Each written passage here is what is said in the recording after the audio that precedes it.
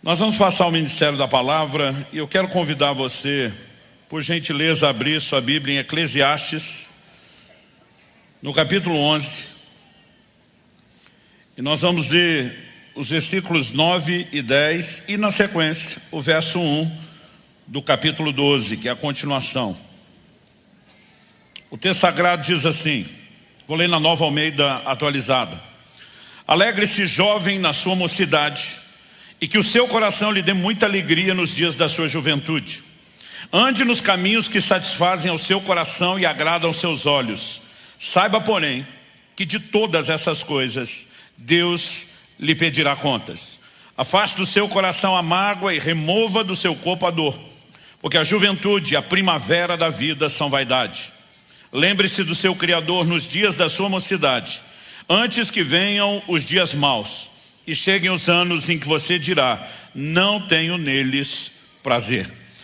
Meu Deus, pedimos graça, favor do alto, a liderança, orientação e aplicação do Teu Espírito, nos levando, ó Deus, não só à compreensão da Tua palavra, mas àquele lugar de resposta. Que de fato possamos, à semelhança do salmista, afirmar e viver de acordo com essa declaração: lâmpada para os nossos pés é a Tua palavra, luz para o nosso caminho. Que ela nos dê direção, que ela de fato se manifeste nas nossas vidas de maneira prática. É a nossa oração em nome de Jesus. Amém.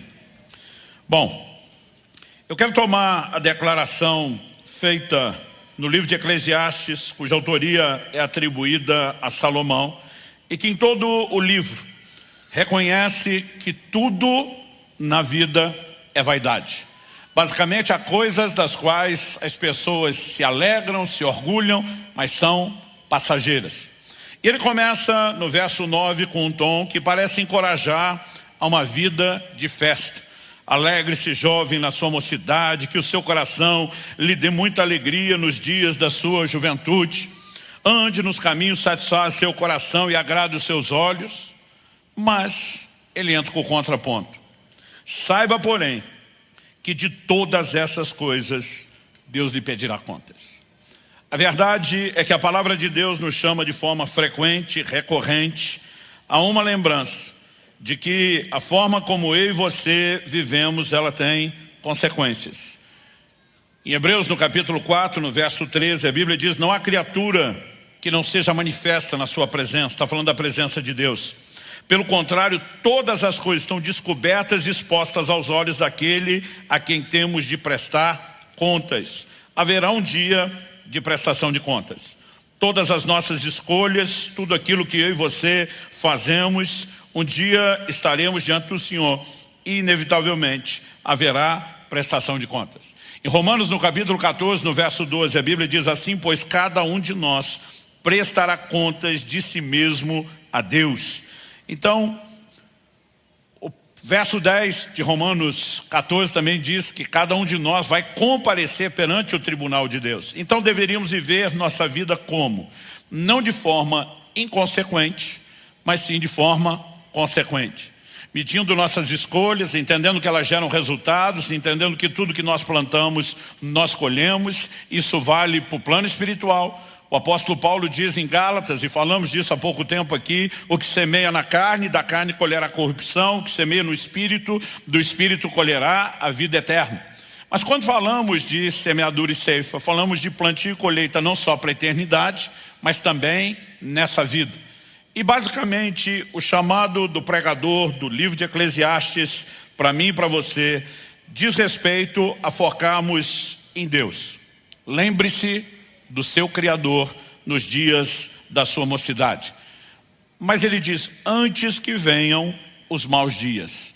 E quando ele usa a expressão os maus dias, ele começa a apontar para o declínio da velhice. Se você observar, e depois nós vamos olhar para isso do verso 2, até o verso 7, ele começa a falar das limitações, que nós passamos a ter na velhice. E quando ele fala dos maus dias, isso não significa que necessariamente a velhice tenha que ser ruim, mas comparada à força, à disposição, aquele anseio de conquista, a capacidade de usufruir e ao tempo que temos, evidentemente, a mocidade, a juventude sai na frente. Mas ele está enfatizando algo importante. Eu e você precisamos olhar para frente, não só para o final da nossa vida, mas até mesmo para o que vem depois. E isso significa que não podemos viver uma vida imediatista, focada somente no presente. Nós precisamos estar de olho no futuro. O tema da minha mensagem hoje é: invista em seu futuro.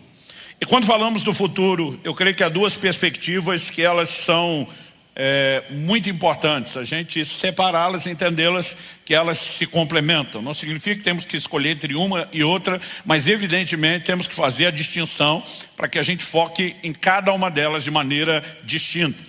Em primeira carta de Paulo a Timóteo, no capítulo 4 e no verso 7, diz: exercite-se pessoalmente na piedade. Depois de usar a alegoria do exercício, mas aplicada à piedade, ele diz: porque o exercício físico tem pouco proveito, mas a piedade para tudo é proveitosa, porque tem a promessa da vida que é agora e da que há de vir. Evidentemente, ele não está desmerecendo o exercício. Eu, durante muito tempo da minha vida, li esse texto como se Paulo dissesse que o exercício físico não tem proveito. Ele está dizendo que tem pouco, mas pouco comparado com o quê? Porque esse é o ponto. Se você me perguntar: pastor Luciano, aqui hoje nesse auditório tem pouca ou muita gente? Eu vou dizer: depende. Comparado ao que cabe na minha casa, tem gente demais. Comparado ao que cabe no estádio da Arena, num dia de jogo, tem pouca gente. Porque o pouco ou muito depende do referencial de comparação. Então ele fala que o exercício tem proveito, mas ele diz pouco comparado ao quê? A piedade. Por quê? A piedade para tudo tem proveito. E ele faz essa distinção, porque ela tem a promessa da vida que é agora, terrena, e da que há de vir, a eternidade. E nós precisamos pensar que há algumas coisas que Deus nos propõe que vão impactar não só a vida atual, mas o que nós podemos chamar do porvir, aquilo que virá depois. Porque é fato que eu e você, precisamos olhar, e esse é um ensino bíblico repetido, recorrente nas Escrituras, precisamos olhar para a vida como passageira, como transitória. A palavra de Deus também enfatiza muito a questão da brevidade da vida.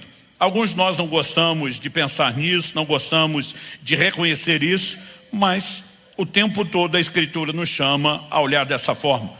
Em 1 de Pedro, no capítulo 1, no verso 24, a Bíblia diz: porque toda a humanidade é como a erva do campo, e toda a sua glória é como a flor da erva. A erva seca, a flor cai. Dura pouco. Pode ter beleza, pode ter perfume, mas não dura muito. Mas ele contrasta o verso 25 dizendo: mas a palavra do Senhor dura para sempre. E quando eu e você somos chamados pelas Escrituras a considerar a brevidade da vida, é evidente que o foco da Escritura não é trazer desânimo ou depressão. É trazer em nós consciência e nos levar a uma resposta de preparação para aquilo que vem depois. É por isso que nós vimos aí a declaração de Eclesiastes que diz: a juventude e a primavera da vida são vaidade. Eu acho interessante ele relacionar a juventude com a primavera da vida. Primavera, certamente é a estação mais bonita e impressionante. As flores aparecem, o perfume está no ar, mas dura pouco, vai passar também. Da mesma forma como a juventude. E a palavra de Deus nos leva a ter essa percepção. Eu sei que alguns não gostam de pensar nisso, mas fato é que eu e você estamos dia após dia envelhecendo. E o envelhecimento está nos levando a um único lugar: ao final da vida. Olhando para as Escrituras, eu percebo que Deus quer que a gente tenha uma clareza de entendimento sobre essas coisas. Para quê? Para que possamos ser consequentes, intencionais em relação ao nosso futuro. Aliás, é sábio dizer, quando você pega aquele modelo da revelação que José dá ao faraó quando interpreta um sonho que era profético, ele reconhece como vindo de Deus, e fala das 7 vacas gordas e das 7 vacas magras, como prefigurando 7 anos de provisão e depois 7 anos de necessidade. A orientação que Deus, por meio de José, dá é: aproveite o tempo em que você tem abundância, energia, trabalhe com margem, com provisionamento para a hora que faltar. Então, quando falamos a respeito disso e falamos de investir no futuro, é lógico que é sábio você não gastar tudo que ganha. Existem épocas da nossa vida onde a produtividade será melhor. A juventude, por exemplo, tem uma produtividade melhor do que a velhice, quando falamos de disposição física, de ânimo, de energia. E é muito sábio que você simplesmente tenhamos essa atitude de dizer, não é hora de gastar tudo, é hora de investir para o futuro. Por outro lado, tem gente guardando dinheiro para a velhice, mas não está estocando saúde para desfrutá-lo. Mas acredito que há vários aspectos nos quais a gente precisa considerar quando fala de investir no futuro. E uma delas é considerar que o ser humano é um ser tripartido. Em primeira carta de Paulo aos Tessalonicenses, no capítulo 5, no verso 23, ele diz assim, o mesmo Deus da paz o santifique em tudo. A palavra aqui traduzida em tudo, em outras versões, os santifique inteiramente, santifique o vosso ser inteiro. Essa palavra traduzida em tudo, holoteles no grego, ela significa, por um lado, perfeito, por outro, completo em todos os aspectos. Então está falando do ser integral. Qual é o ser integral que precisa de santificação? O versículo continua e diz, e que o espírito, a alma e o corpo de vocês sejam conservados íntegros e irrepreensíveis na vinda de nosso Senhor Jesus Cristo. Logo, você é em essência um espírito que tem uma alma e que vive dentro de um corpo. Eu não sei por que os cristãos gostam de falar que o ser humano é corpo, alma e espírito. A Bíblia diz espírito, alma e corpo. Outro dia alguém falou, pastor, dá na mesma, né? A ordem dos tratores não altera o viaduto. Eu falei, na verdade, nesse quesito sim, porque você é em essência um ser espiritual. E esse deveria ser o ponto de partida daquilo que eu e você temos que considerar. Dito isso, eu quero que a gente possa olhar para as declarações de Eclesiastes considerando o ser inteiro. Nós temos uma abordagem aqui que envolve o aspecto espiritual, nós temos uma abordagem aqui que envolve o aspecto emocional, e quando falamos de alma, falamos da sede da vontade, falamos da sede dos pensamentos, da razão, mas também dos sentimentos. E temos uma parte da abordagem de Eclesiastes que envolve o aspecto físico, ou seja, o ser humano na sua integralidade está abordado aqui. Então, eu vou tomar a frase, lembre-se do seu Criador, para enfatizar o aspecto espiritual e a relação com Deus. Mas depois eu quero pegar a frase do final do versículo 10 de Eclesiastes 11, que diz, afaste do seu coração a mágoa. Isso é parte de um plano de vida, não apenas daquilo que diz respeito ao estilo de vida que nós devemos ter, mas é um projeto de quem está focando que a velhice virá e a gente deve se preparar para ela. Então nós vamos abordar a questão, o aspecto emocional. Mas eu também quero, em terceiro e último lugar, chamar sua atenção para a frase, remova do seu corpo a dor. E te mostrar que isso não tem a ver com o uso de analgésico. Isso tem a ver com um planejamento para a saúde na velhice. Então, eu quero que a gente possa pensar no investimento no futuro de uma forma completa. Dito isso, em primeiro lugar, vamos destacar a frase aqui, lembre-se do seu Criador. Eu acho interessante a Bíblia dizer não apenas lembre-se de Deus, mas dizer lembre-se do seu Criador, porque Deus é o seu Criador. Quer você reconheça, quer não, Ele é. E com qual propósito Deus nos criou? Em Atos, no capítulo 17, nos versos 26 e 27, falando no palco da filosofia do mundo dos seus dias, eu gosto de brincar que talvez nenhum outro lugar no mundo tivesse tanta gente por metro quadrado fazendo os mesmos questionamentos básicos, essenciais, quem eu sou, de onde eu vim, para onde eu vou.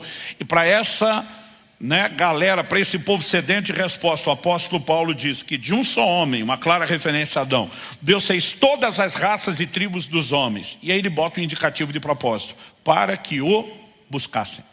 Eu e você existimos para buscar a Deus. E nós precisamos entender o quão essencial é isso. Nós precisamos ter a devida percepção. Eu me lembro de uma ocasião em que Israel, meu filho, era pequeno, e ele sempre gostava de abordar as pessoas e dizia, temos que pregar o evangelho. E ele um dia fala para um senhor de idade. Ele falou assim, Deus é tão grande, provavelmente ouviu isso na igreja, que não cabe no universo todo, mas ele é tão pequeno que ele cabe no seu coração. E como você foi criado para ter Deus no coração, sem Deus no coração você nunca vai ser completo. Sabe, são percepções que às vezes a gente olha e diz, simples, ok, mas não podemos tratar como simplista. Isso resume a perspectiva de vida de cada um de nós. Lembrar-se do Criador é o que todos nós precisamos, até porque a morte é uma realidade inevitável. Quer você goste da ideia, quer não. Ela está chegando, devagarzinho, mas está chegando. Quando o apóstolo Paulo diz em 2 Coríntios 4, lá no verso 17, ainda que o homem exterior se corrompa de dia em dia, o interior, contudo, se renova de dia em dia. Ele não está falando de corrupção no sentido de pecar, porque o crente não está pecando cada vez mais, nem deveria. Ele está falando de um corpo que está no processo de envelhecimento. Ou seja, falando para os que já têm mais idade, pelo menos a minha, vocês vão entender melhor o que a nova geração não sabe. Imagina que a vida é como se fosse um longo carnê de prestações, que muitos de nós já lidamos com isso no passado. E cada dia você paga uma parcela. E dia após dia, ou seja, o envelhecimento é a morte à prestação. A gente está indo devagarzinho para um processo de declínio. Pastor, o senhor quer deixar a gente deprimido? Não, pelo contrário. Mas precisamos entrar no modo realístico. E primeiro livro de Reis, no capítulo 2, nos versos 1 e 2, a Bíblia diz assim, quando se aproximava o dia da morte de Davi, olha que interessante, o dia da morte, ele deu ordens a Salomão, seu filho, dizendo, eu vou pelo caminho de todos os mortais, portanto tenha coragem e seja homem. Basicamente ele está dizendo, eu vou pelo caminho que os que antes de mim já foram, que você vai, que todo mundo vai. Qual é o caminho? Chegará o momento da nossa partida. Existe aquela geração que está aguardando o retorno de Cristo, que não verá a morte, mas viverá o final dessa vida, dessa caminhada, e tem que estar tão preparado quanto. Então, a morte é algo que nenhum de nós pode evitar, mas é algo para o qual eu e você podemos nos preparar. Se por um lado, como eu disse, é sábio fazer um investimento material e financeiro para o nosso futuro, para que você tenha não só um certo descanso depois de trabalhar uma vida inteira, mas um certo conforto, mais do que só garantir a sobrevivência. Por outro lado, nós não podemos negar que a mesma Bíblia nos mostra que ninguém vai levar absolutamente nada dessa vida, não importa quanto você juntou. Em Eclesiastes, no capítulo 5, no verso 15, a Bíblia diz, como saiu do ventre de sua mãe, a saber, nu, assim voltará, indo-se como veio, e do seu trabalho nada poderá levar consigo. Em 1 Timóteo, capítulo 6, verso 7, Paulo diz, nada trouxemos para o mundo e nem coisa alguma podemos levar dele. Essa é a razão pela qual normalmente você não vê uma mudança, um caminhão de mudança seguindo o cortejo fúnebre. Embora os faraós tentaram isso no passado sem sucesso. Os tesouros ficaram lá nas suas tumbas, nunca tiveram uso ou proveito daquilo. E quando você pensa nessa perspectiva, qual é o maior investimento que você pode fazer? Repito, não estou tentando dissuadir ninguém de ter reservas financeiras para o futuro. Acredito que isso é parte. Mas a pergunta é, esse é o maior investimento? Não. No ensino de Jesus, nós vemos em Lucas 12, Nosso Senhor falando a respeito de um rico insensato. E ele diz, no verso 19 de Lucas 12, que o homem fala assim, então direi à minha alma, você tem depósito muitos bens para muitos anos, descansa, coma, beba e aproveite a vida. Mas Deus lhe disse, louco, essa noite lhe pedirão a sua alma, e o que você tem preparado, para quem será? Então Nosso Senhor arremata dizendo assim, é o que junta tesouros para si mesmo, mas não é rico para com Deus. O problema não é necessariamente juntar tesouros, é não ser rico para com Deus. Em Marcos 8:37, Nosso Senhor questiona, de que adianta uma pessoa ganhar o mundo inteiro e perder sua alma? Então, mais sábio do que uma reserva material e financeira é o investimento para toda a eternidade. E esse começa por meio do reconhecimento de que Cristo é o Salvador. A Bíblia diz que Deus deseja que todos os homens se salvem e cheguem ao pleno conhecimento da verdade. E no verso seguinte a Bíblia diz, e há um só mediador entre Deus e os homens, Jesus Cristo, homem. Essa é a essência da mensagem do Evangelho que nós pregamos. Toda pessoa nasce sentenciada a uma condenação eterna por causa do pecado como natureza, mas nasce precisando ouvir as boas novas do Evangelho, de que embora tenha essa condição de perdição, Deus providenciou a salvação. Mas a Bíblia diz que há um só nome dado entre os homens, pelo qual importa que sejamos salvos. É por isso que Romanos 10:3 diz, todo que invocar o nome do Senhor será salvo. Só há salvação no nome de Jesus. Mas passou todo o meu investimento para a eternidade, a salvação? Não, esse é o primário, é o ponto de partida, é o principal. Mas para aqueles de nós que já invocamos o nome do Senhor Jesus, que já nos arrependemos, que nos apropriamos da salvação em Cristo, que nos é oferecida por meio da obra da cruz, a gente precisa pensar que ainda tem algo mais quando falamos da vida que há de vir, a eternidade. E esse investimento diz respeito ao quê? Ao galardão. Nós vimos vários textos que falam de prestação de contas. Independente de salvação ou perdição, para cada um haverá recompensa das obras. Então as pessoas que forem para o inferno serão julgadas segundo as suas obras. E mesmo que vivam o sofrimento de eterna perdição, vai haver retribuição em níveis distintos. Mas para todos os que são salvos, o apóstolo Paulo diz, importa que cada um de nós, segundo aos Coríntios 5:10, compareça perante o tribunal de Cristo, onde receberemos tudo aquilo que fizemos por meio do corpo. Também haverá recompensa distinta para os salvos.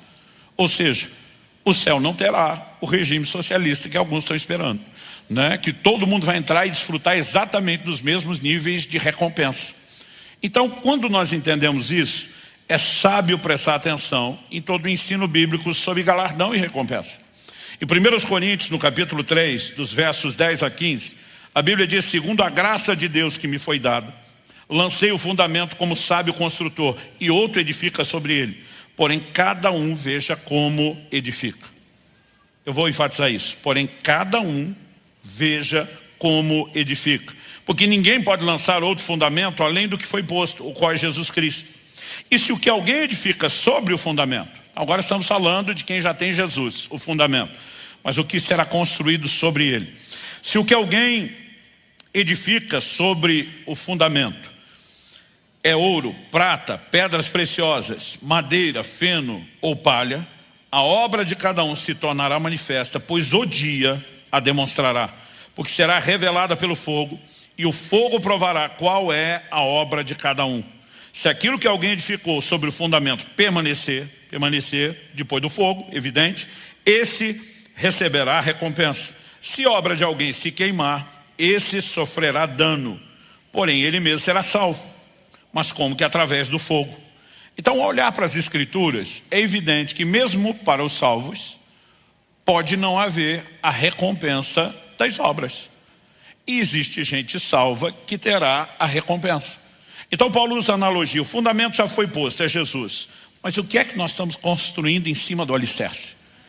Ele diz, se o prédio for de ouro, prata, pedras preciosas, ele não está dizendo que literalmente alguém faria paredes e telhados só de ouro, prata e pedras preciosas, mas ele está falando de uma construção na qual você atribui valor, dedicação e põe não só o melhor material, mas ele está falando de materiais que resistem ao fogo. Mas ele diz que a construção também pode ser madeira, feno ou palha, que quando o fogo vem, não sobra absolutamente nada. Ele diz, se resistir ao fogo, uma construção boa de qualidade, recompensa, galardão. Se não resistir, dano. Comparado ao que tem galardão, vai ter perda.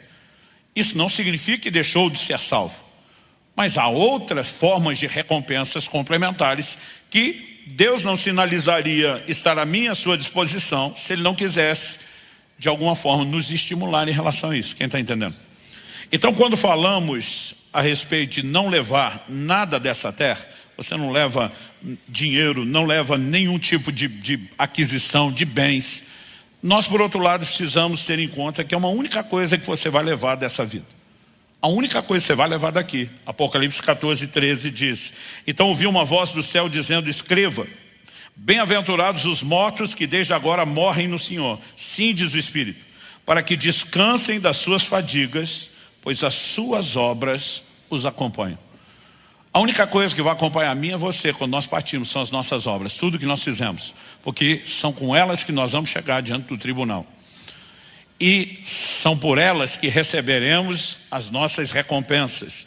Então, quando falamos de investir no futuro, em primeiro lugar estamos botando a eternidade. Começamos com o entendimento da salvação em Cristo, a primeira área de investimento que precisa ser resolvida, e a segunda é entender essa percepção de recompensa. Mas quando a Bíblia diz lembre-se do seu Criador, eu não creio que ela está falando só, quando Paulo fala da piedade, ele diz, tem a promessa da vida que é agora e da que há de vir. Eu não creio que ele está falando só da que há de vir. É lógico que o nosso relacionamento com Deus vai mudar completamente a qualidade de vida quando falamos da vida que agora é. Em outras palavras, quando a Bíblia diz, lembre-se do seu Criador nos dias da sua juventude, não espere a velhice, ele está dizendo, dê o melhor de si dos seus dias a Deus. Ao mesmo tempo, você vai usufruir o melhor de Deus num período maior da sua vida. Então, nós precisamos focar a vida espiritual, entender que é o ponto de partida. Mas quando a Bíblia nos apresenta como um ser tripartido, espírito, alma e corpo, e que essa é a nossa integralidade, eu e você precisamos entender que por mais que a gente foque o espiritual como o mais importante, porque estamos falando de eternidade, isso não significa que a gente deveria negligenciar as outras áreas. E tem crentes com saúde espiritual focado nela, mas que estão num péssimo estado emocional. O problema é que muitos não percebem que a falta de saúde emocional vai acabar trazendo dano também para a saúde espiritual e para a saúde física. Gente, é evidente, inquestionável, pessoas que carregam mágoas adoecem.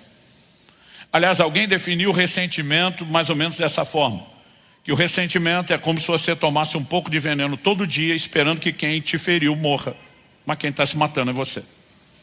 Quando a Bíblia diz para que a gente guarde do coração a mágoa, é porque ela traz dano. E ela não traz dano só para as suas emoções. É lógico que isso já seria um baita do estrago. Nosso filtro, nossa capacidade de percepção da vida, de alegria, né, de viver, muitas vezes está sendo comprometida, totalmente danificada por causa de mágoas que carregamos. E a gente precisa pensar, quando falamos de investir no futuro, que nós temos que guardar o coração. Hebreus capítulo 12, verso 15 diz, cuidem. E a Bíblia não pediria cuidado se eu e você não corrêssemos algum nível de risco, não houvesse alguma vulnerabilidade, alguma probabilidade de tropeçar na área. Cuidem para que ninguém fique afastado da graça de Deus e que nenhuma raiz de amargura brotando cause perturbação e por meio dela muitos sejam contaminados. Antes de falar do dano relacional, porque quem está amargo vai contaminando, ele contamina não só a sua vida, mas contamina outros. A Bíblia diz, cuide para que ninguém se prive da graça de Deus. Porque problemas emocionais nunca são só emocionais. Aliás, o verso anterior, eu li Hebreus 12, 15. O 14 diz, seguir a paz com todos e a santificação sem a qual ninguém verá o Senhor. Dentro da visão de santificação, ele vai falar sobre guardar o coração para que não haja raiz de amargura. Porque a raiz de amargura vai trazer dano não só para a nossa emoção, vai afetar não só a saúde física, mas afeta também a saúde espiritual. Então a gente deveria guardar o coração para que ninguém seja tocado pela raiz de amargura. Pastor, e quando a gente não guardou e a raiz entrou? Aí tem que expurgar o veneno, tem que eliminar o mal. Colossenses capítulo 3, verso 3 diz, suportem-se uns aos outros e perdoem-se mutuamente. Eu gosto desse mutuamente, porque às vezes a gente acha que é só a gente tem que perdoar alguém. E a gente esquece quantas vezes causou dano e precisou de perdão ou ainda vamos precisar. O texto diz, perdoem-se mutuamente, caso alguém tenha motivo de queixa contra outra pessoa. Assim como o Senhor perdoou vocês, perdoe também uns aos outros. Se você pensar só no aspecto emocional, já seria um bom motivo para guardar o coração da mágoa. Uma das coisas que fez eu de cara me apaixonar pela Kelly. Seu sorriso está me distraindo, meu amor. Foi a forma com que ela leva a vida com leveza. A prioridade de tratar as coisas pela perspectiva da alegria, né? E ao mesmo tempo da leveza.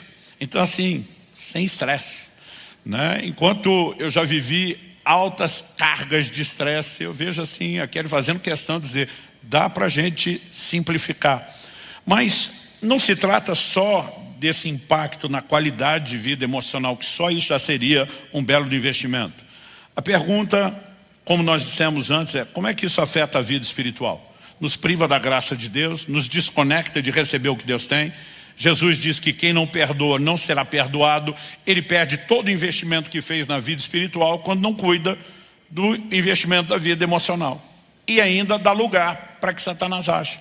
Olha o que Paulo diz em 2ª Epístola aos Coríntios, no capítulo 2, versos 10 e 11. A quem vocês perdoam alguma coisa, eu também perdoo. Pois o que perdoei, se é que perdoei alguma coisa, eu fiz por causa de vocês na presença de Cristo. Aliás, esse é o lugar de praticar o perdão, na presença de Cristo. diante da consciência de que ele está olhando e com os recursos dele, na presença de Cristo, para que Satanás não alcance vantagem sobre nós, pois não ignoramos quais são as intenções dele. Então, primeiro ele está dizendo que o diabo pode levar vantagem sobre alguns e que a gente não deveria ser inocente. Paulo está dizendo, nós sabemos quais são suas intenções. Outra tradução diz, não ignoramos suas maquinações. Quais são as iscas, as armadilhas que ele quer colocar diante de nós. E a ofensa é uma delas. Porque Jesus diz que quem não perdoa vai para a prisão. Não é só prisão emocional, também espiritual. E diz que quem não perdoa entrega aos verdugos, torturadores. Então tem gente não só perdendo saúde física, né, emocional e espiritual por falta de perdão. Nós precisamos guardar o coração. Agora eu não sei você, teve uma época que eu lia sobre Deus mandando a gente perdoar. E meu senso de justiça, desde que eu me entendo por gente, sempre foi muito forte. Eu dizia, não é justo. O cara faz o que quer, agora eu tenho que perdoar. Para mim é como se Deus amasse mais o ofensor do que o ofendido. Mas se você olhar para o ensino bíblico como um todo, em primeiro lugar, não há perspectiva de Deus ser injusto. Hebreus 6,10 diz, Deus não é injusto. A justiça é a base do seu trono, do seu caráter. Então você vai ver afirmações na Bíblia como a ira do homem não opera a justiça de Deus. Em outras palavras, Deus está dizendo, se você quer se vingar, você vai fazer a sua justiça, a minha não entra em operação. Mas se você quer que eu seja o justo juiz, sai do caminho. Larga a mão de ser besta, com o perdão da palavra, e tentar ser você o juiz do que você não sabe, né, e nem como fazer, e deixa comigo. O perdão não significa injustiça. O perdão significa que Deus nos dá uma oportunidade de não continuar sofrendo, além do que nos fizeram, simplesmente porque agora guardamos a mágoa. Um dia eu estava tentando levar uma pessoa a perdoar. Era um familiar que nem vivo estava mais. Ou seja, não é a pessoa do outro lado que precisa do perdão. Era ele que precisava expurgar o veneno. Ele falou, não perdoo de jeito nenhum. Falei, criatura, pensa assim na sabedoria da sua decisão. Essa pessoa arruinou sua vida na época que fez o que fez. Arruinou sua vida até hoje com a mágoa que você carrega.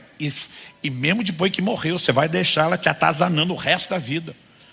Aí a hora que eu falei isso, ele falou, não vou dar essa moral para ela. Falei, não mesmo. Vamos derrubar. E de repente ele falou, poxa pastor, o senhor me enganou. Eu falei, não te enganei. Você estava enganado, era antes. Você precisa entender que o perdão não é só pelo outro.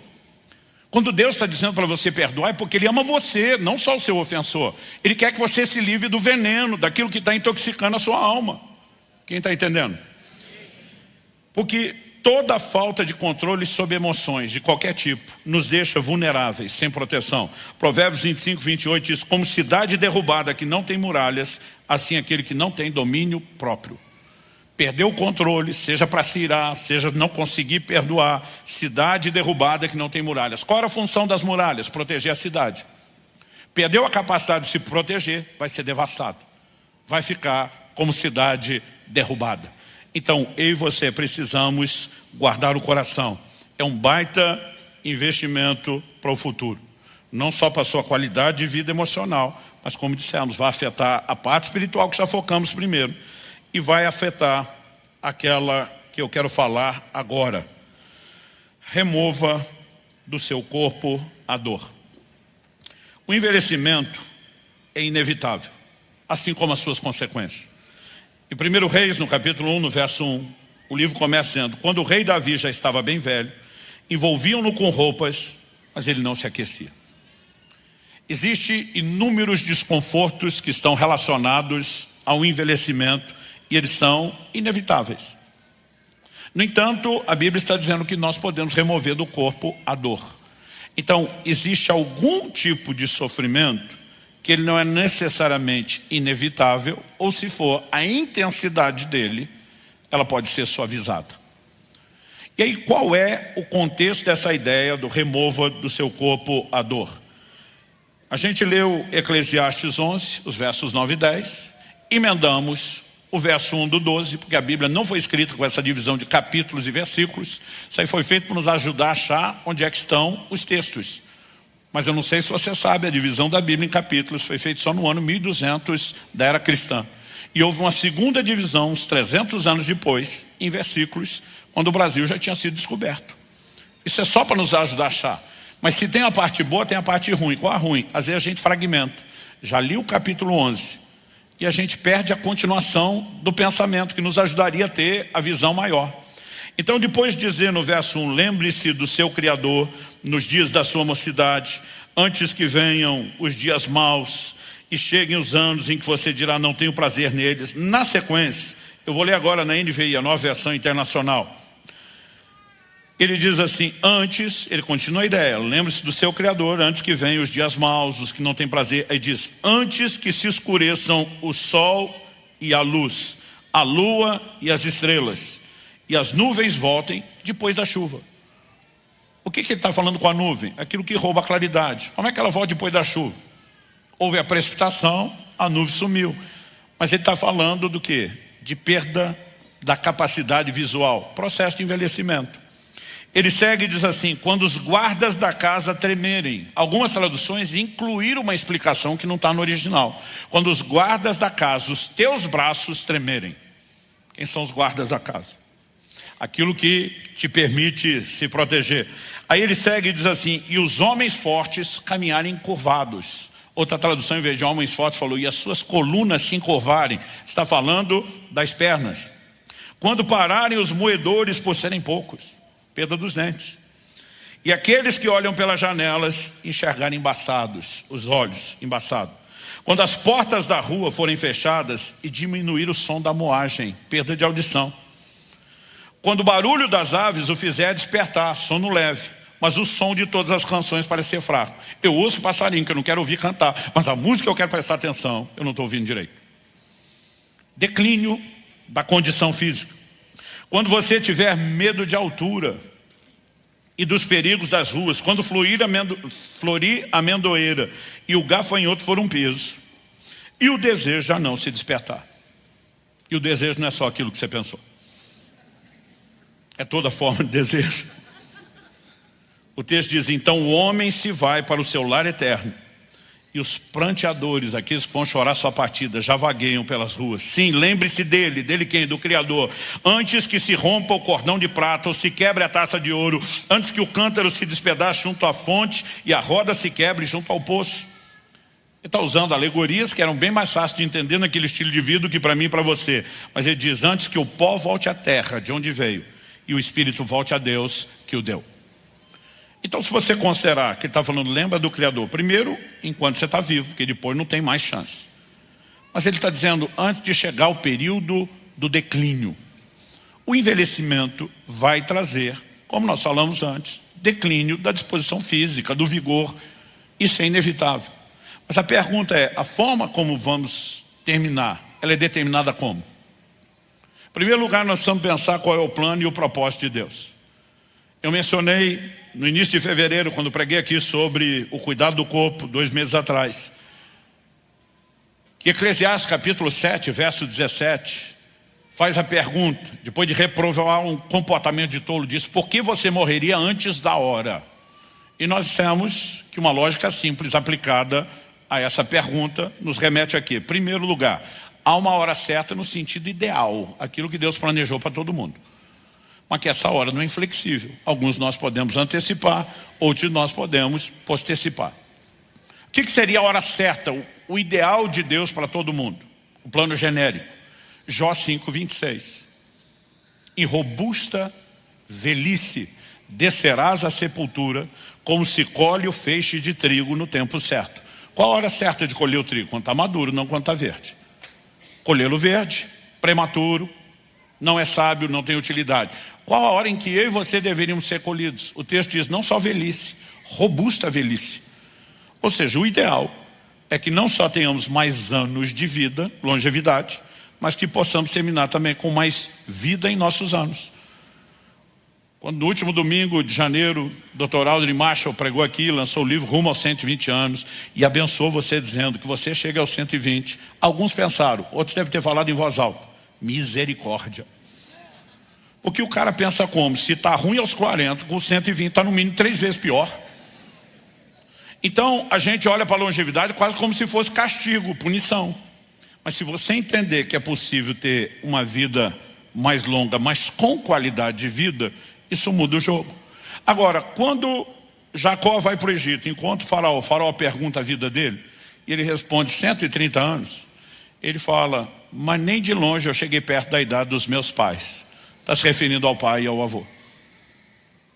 Mas em algum momento você também vê ele dizendo que ele sofria à noite na geada do deserto, durante o dia, debaixo de um sol escaldante, no tipo de trabalho. A pergunta a ser feita é: o estilo de vida que nós adotamos pode influenciar a duração da nossa vida? Com certeza. Não só o tempo, mas a qualidade. Então, quando a Bíblia diz remove do seu corpo a dor, não está dizendo que nós vamos parar o processo de envelhecimento. Mas a gente pode deixá-lo menos intenso, menos doloroso, menos sofrido. Quem está entendendo? Então, há aspectos, quando a gente olha para a Escritura, que envolve sabedoria.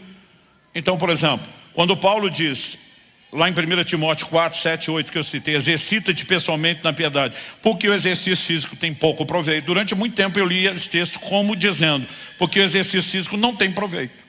Mas Paulo não disse isso, ele falou pouco. E nós já vimos que pouco ou muito depende com o que você compara. Como a piedade tem muito proveito, comparada a ela menos. Porque a piedade tem a promessa da vida que é agora, da que há de vir. O exercício físico só vai afetar agora. Não vai afetar a sua eternidade. A falta dele pode te mandar mais cedo para lá. Mas não vai definir o seu destino. Agora, quando é que nós queremos cuidar do corpo e amenizar o impacto do envelhecimento? É agora, gente. Então, quando falamos desse nível de investimento do futuro, nós precisamos entender que, entre tantas coisas, uma alimentação mais saudável, e não estou falando só de quantidade, embora todos os pesquisadores de longevidade, eles têm apontado para uma única direção. E estamos falando de pesquisa e mais pesquisa que vem sendo feito por décadas e décadas, estudos empíricos, não importa se estamos falando de estudo com levedura, inseto, camundongo, macaco ou ser humano. Quer viver mais, coma menos. Fala para alguém ao seu lado, fala: quer viver mais? Coma menos. Mas não é só a quantidade. A gente tem falado sobre a qualidade. Anos atrás eu tive que cortar o açúcar, que eu passei a chamar de o anjo da morte. Eu tive que cortá-lo na raiz, porque eu fiquei diabético. Quando a diabetes foi embora, eu tinha habituado a viver sem ele. Então na época não era a consciência do dano que ele faz. Mas os neurologistas estão apontando o impacto que o açúcar e vários derivados aí dos carboidratos em excesso que nós consumimos tem sobre o cérebro. Nós vamos falar principalmente do açúcar. Gente, tomografias mostram que a resposta do cérebro ao açúcar é a mesma ou pior, mais intensa, do que a resposta que é dada à cocaína e heroína. Ou seja, a maioria é viciada em açúcar. Só não ficar doido, não vai ser preso por isso. Aí você chama o crente para jejuar e fala: não, vou morrer. Porque ele entra no choque cetogênico, ele tem um desespero. É um adicto, que é o jeito bonito de chamar viciado. E tem muito veneno, né, trazendo danos. E eu tenho visto esses neurologistas abordarem que a maior epidemia, não só de Alzheimer, Alzheimer já está sendo tratado, gente, com uma diabetes tipo 3. Isso significa o quê? Causa primária, alto consumo de açúcar. Agora, não só o Alzheimer, mas outras formas de demência, elas derivam de uma alimentação errada, e essa é a causa principal. Todos os estudos, vou repetir, feito com leveduras, inseto, camundongo, macaco e mesmo algum nível de observação nos seres humanos, mostra que o fator número 1 de aceleração de envelhecimento se chama açúcar. E a gente quer defender isso porque é bom para o paladar. A minha pergunta é: você quer investir só em algo que é bom para o seu paladar agora ou para o seu futuro? Porque o que é bom para o paladar muda, meu querido. Um dia alguém falou para mim, Deus o livre, me viu tomando um café expresso sem açúcar. Falou: se eu botar isso na boca eu cuspo. Eu falei: antigamente também cuspia. Aí ele falou: o senhor já bebeu com açúcar? Eu falei: defina beber com açúcar. Eu falei: quando eu mexia eu largava a colherinha em pé no final, que ela nem tombava para o lado. Foi como se acostumou. Eu falei: horrível no início, hoje se eu botar o doce na boca eu cuspo. Então até o que é agradável ao paladar você se adapta, mas a pergunta é: o que é que você quer para o futuro? Então os neurologistas estão dizendo que não só o consumo de açúcar, mas de glúten vai produzir a maior epidemia de demência de idosos e autismo de crianças jamais vista. A gente não pode simplesmente ficar olhando para isso e dizer: não, esse negócio de preocupar com saúde, com alimentação é assunto da modinha. Não. orientações bíblicas sobre o seu futuro. Como é que você quer terminar? Então nós temos que regrar várias coisas, mas além da alimentação, sono, algumas questões que a Bíblia já aborda. Eu preciso falar um pouquinho do exercício, gente, porque a gente não tem noção do impacto que isso tem. Se você quer prevenir demência na velhice, pode ir melhorando sua alimentação, seu sono, mas o fator principal de prevenção que os neurologistas, os pesquisadores estão abordando, exercício cardiovascular. A irrigação sanguínea, né, produzida no cérebro por esse tipo de exercício, tem o poder de produzir neuroneogênese, a formação de novos neurônios. Então não sei você, mas eu quero ser o velhinho da cabeça boa. E eu quero trabalhar intencionalmente para isso, porque investir no futuro não é só guardar dinheiro, a gente tem que investir na eternidade, mas tem que estocar saúde, porque tem gente que está guardando dinheiro e não vai ter saúde para usufruir. Agora, eu também não quero chegar lá na frente com o velhinho da cabeça boa em perna ruim. Porque chega uma hora que os guardas da casa começam a perder a força, as colunas também. Por quê? A partir dos 30 anos de idade, em média, inicia-se um processo lento, gradativo, de sarcopenia, perda de massa muscular. Então imagina o seguinte, você tem aquela pessoa que falou, não vou comer lixo, eu vou descansar. Ela simplesmente foi sobrevivendo, assistiu alguns amigos que morreram de doença cardiovascular, de derrame, outros que não só por questão genética, mas um estilo de vida, e às vezes até alimentando mágoas, desenvolveram seus cânceres, sobreviveu, chegou na velhice. Você sabe qual é uma das principais causas de morte não natural na velhice? Para quem chegou lá, ou seja, já passou boa parte dos desafios. Queda. Pastor, queda. A pessoa morre do tombo. Não, dos desdobramentos. Quebra um fêmur, tem a dificuldade de recuperar. São os desdobramentos todos. Agora, por que temos tanta queda? Porque temos perda de massa muscular. Isso significa o quê? Tem formas de conter isso? Sim. Seu corpo responde a estímulos. Então, se você quer ter a cabeça boa, aeróbico. Se você quer ter perna boa, anaeróbico. Quando se estuda, falando de longevidade, as chamadas zonas azuis, os lugares das concentrações de centenários no planeta, você vai achar pontos comuns. Além de uma boa alimentação, né? Além desses vários fatores. Você pega, por exemplo, Okinawa no Japão. A maioria deles, desde o tipo de móvel e atividade, eles agacham e levantam o tempo todo. Fortalecem as pernas. Você vai para Sardenha, na Itália. É só ladeira, é rampa para subir, rampa para descer, escada. Então, essa movimentação protege, gera saúde. E nós precisamos entender isso. A vida não foi vivida, na maior parte da existência humana, com o conforto que nós temos hoje, gente. Não existia sedentarismo lá atrás. Eu falo e fico repetindo, ninguém trabalhava o dia inteiro sentado com telemarketing ou na frente do computador. Tinha movimento para tudo. Fizeram um cálculo de quanto Jesus andou. Quando fala de onde saiu, para onde foi. Eu já falei isso aqui ou foi no outro culto? Ok, me ajuda. Fizeram um cálculo, cabeça boa. Fizeram um cálculo de quanto Jesus andou. Porque a Bíblia diz assim, que ele e seus discípulos saíram da Galileia, foram para Jerusalém. Você fala, é ali. Nós estamos falando de pelo menos 114, 115 quilômetros, gente. É como se a Bíblia estivesse falando que saiu de Curitiba e foi para Ponta Grossa, a pé. Então alguém fez um cálculo, quando fala de onde ele saiu, para onde foi, em quanto tempo. Porque nem sempre a gente sabe o trajeto, se zigue-zagueou, se deu volta, se parou mais tempo para descansar ou não. Mas só da informação que tem, saiu daqui, chegou ali em tanto tempo. Como quando Pedro sai de Jope, Atos 10, para pregar na casa de Cornélio em Cesareia Marítima. 60 quilômetros em 2 dias. Quanto ele andou por dia, em média, 30 quilômetros. Fizeram essa média, avaliando o ministério de Jesus, e calcularam que ele andou 32 quilômetros por dia. Qual foi a última vez que você deu um rolê de 30 quilômetros? E se 1 de João 2,6, quem diz estar nele deve andar como ele andou, fosse literal, nós estávamos lascados. Mas o que acontece, gente? Nós só precisamos planejar um estilo de vida que não abuse do conforto.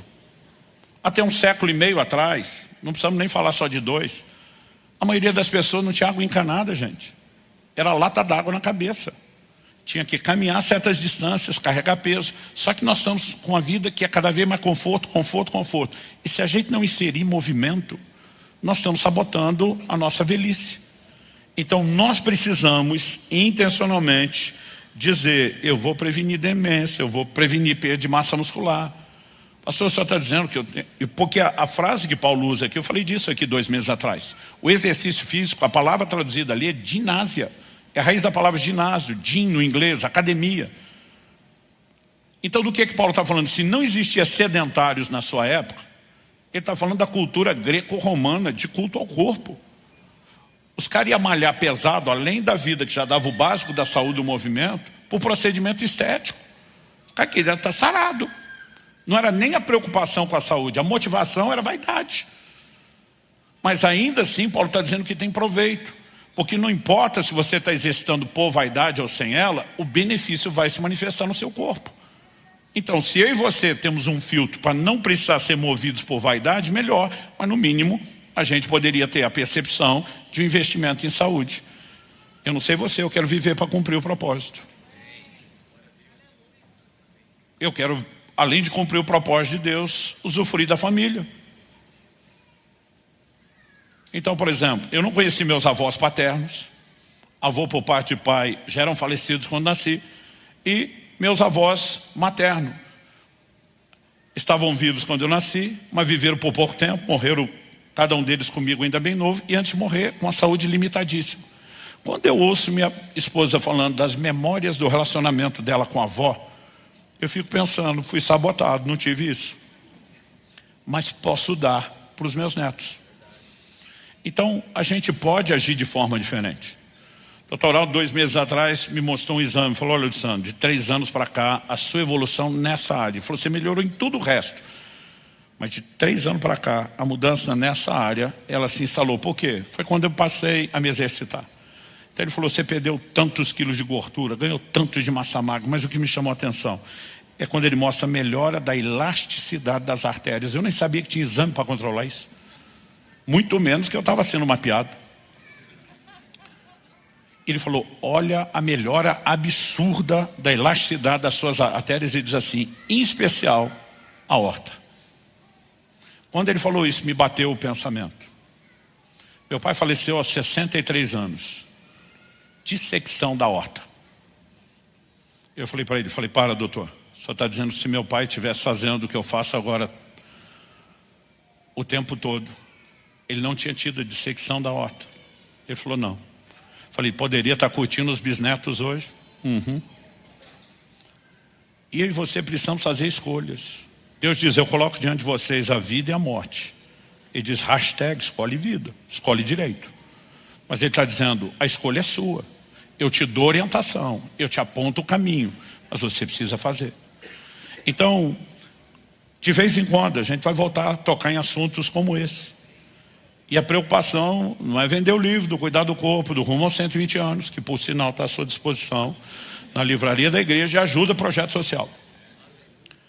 Se nós começarmos a cuidar, falando em redução, gente, alimentar, pensando em longevidade, o jejum, ele tem um poder de limpeza no seu corpo extraordinário.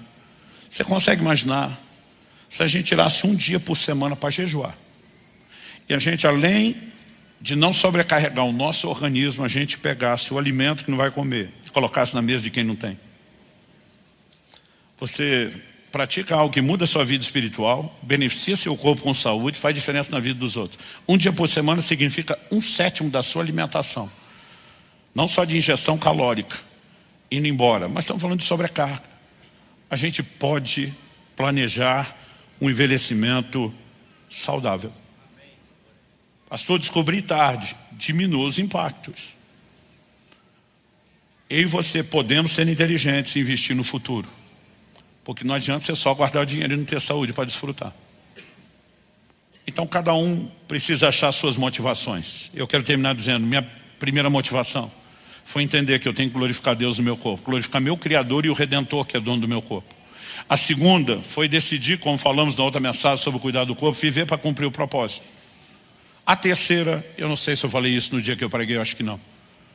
Quando eu estava enroscado na fase 2 lá, dos 126 quilos, um dia um irmão chega para mim e fala, pastor, o senhor consideraria fazer uma bariátrica? Eu falei, eu não só estou considerando, como estou orando por isso. Ele falou, o senhor já ouviu falar do doutor fulano de tal? Na época era o Pambambam. Vinha gente de todo lado fazer os procedimentos com ele. Falei, já ouvi falar, mas aquilo eu não consigo pagar nem a primeira consulta, o que dizer o resto. Ele falou, e se eu falasse para o senhor que eu consegui de graça? Eu falei, eu ia dizer que é pegadinha. Ele falou, eu tenho acesso ao médico. E convenci ele de que nos próximos anos o senhor será um conferencista conhecido no Brasil. E propus a ele te usar como garoto propaganda, ele aceitou. Eu falei, qual a pegadinha? Não paga a operação, mas pós-operatório eu tenho que deixar o rim. Ele falou, pastor, não vai te custar nada, nem o pré, nem a operação, nem o pós, nem medicamento, custo zero, 0,800. Eu ficava me segurando para não fazer festa na frente dele, para não gritar glória a Deus, aleluia, só para ser um bom crente. Falei, vamos orar? Depois que ele saiu, fui orar, muito mais para agradecer a Deus do que para perguntar. E o Espírito Santo falou comigo, você cogitou ser o garoto propaganda dele, mas não o meu? Eu falei, como é que é? Eu falei, eu quero colocar você na minha vitrine. Eu não quero só que você mude sua forma de pensar e de viver. Eu quero te usar como inspiração. Eu conheci pouca gente tão esculhambada em tudo isso como eu, gente. Se funcionou em mim, funciona em qualquer um de vocês.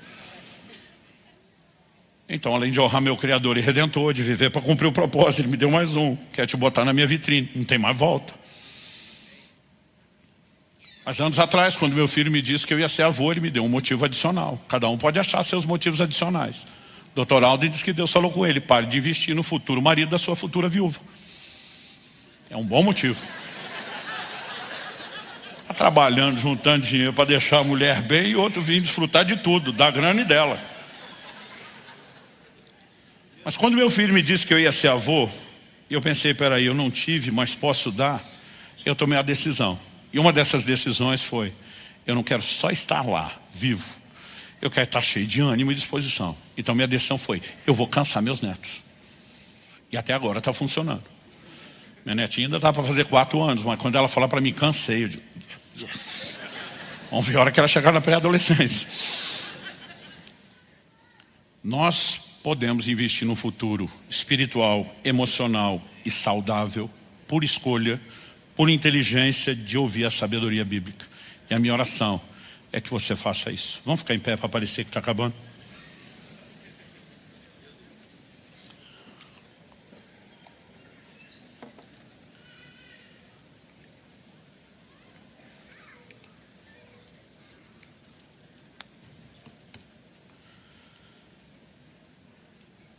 Meu Deus, nós te pedimos graça e favor. Eu creio que há pessoas, tanto aqui no nosso meio, como nos assistindo, que não resolveram ainda nem o primeiro passo, de reconhecer a sua necessidade de salvação em Jesus Cristo. E ao mesmo tempo que só nele e em nenhum outro nome é que encontramos essa solução. Mas aqueles que talvez já deram esse primeiro passo, mas não estão construindo um galardão e uma recompensa eterna. E nós clamamos por uma capacidade de resposta nesse investimento da vida espiritual. Alguns de nós, apesar da salvação, não estamos cultivando uma vida de intimidade. E não estamos desfrutando do impacto que a piedade tem na vida que é agora. Nós oramos por toda forma de ajustes acontecendo nessa hora. Aqueles, ó Deus, que talvez até resolveram as primeiras questões, mas estão enroscados na saúde emocional. Não conseguiram afastar do coração a mágoa. Nós oramos que o Teu Espírito traga a manifestação dos céus. Não só o lembrete de que esse mal tem que ser expurgado, mas, Pai, eu oro pela graça, para na presença de Cristo.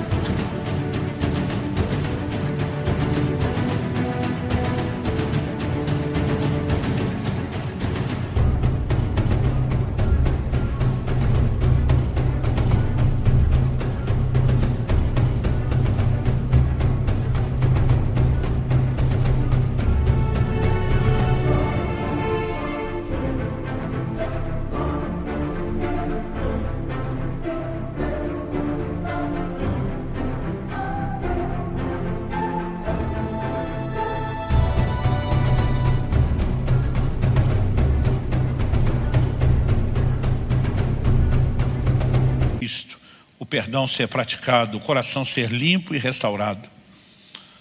Mas aqueles que talvez, ó Deus, não estão fazendo o investimento em saúde e precisam de ajustes, nós também queremos pedir pela sabedoria do alto. Não importa a área, nós queremos trabalhar o investimento e olhar para cada uma dessas áreas como complementares, não necessariamente como divergentes. Oramos que o Senhor dê sabedoria, inclusive para aqueles que podem melhorar, ó Deus, no que diz respeito às reservas financeiras também. Mas nós oramos que não só haja lembrança da importância disso, que haja sabedoria do alto, a liderança do Teu Espírito Santo na aplicação dessas verdades e uma condução prática das nossas escolhas e decisões. Que nós possamos fazer coro com o salmista dizendo: lâmpada para os meus pés é a Tua palavra, luz para o meu caminho, andar à luz da sabedoria da revelação bíblica. Nós oramos em nome de Jesus, e para a glória de Deus.